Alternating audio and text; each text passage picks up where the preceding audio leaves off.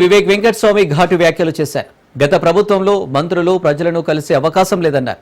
గత ముఖ్యమంత్రి ఎప్పుడూ ప్రజల మధ్యకు రాలేదన్నారు. ప్రజా సమస్యలపై ఉన్నతాధికారులతో ఫోన్లో మాట్లాడనని, ప్రజల నాడి తెలుసుకునే విధానం ఇదే అన్నారు.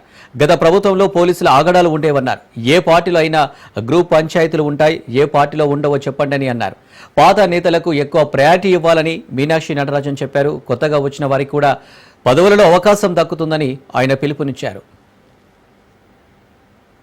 సమస్యలు ఏంది కనుక్కోవడము ఎప్పుడు కూడా లేకుండే.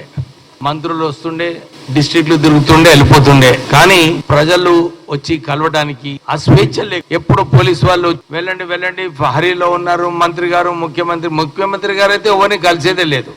మొన్న మెదక్లో 43 మంది చనిపోయినప్పుడు ముఖ్యమంత్రి రేవంత్ రెడ్డి గారు ఇమ్మీడియట్లీ 24 గంటలలో రావడం, వారందరికీ కూడా ₹1 కోటి ఇవ్వాలని చెప్పి కంపెనీకి ఆదేశాలు ఇవ్వడం జరిగింది.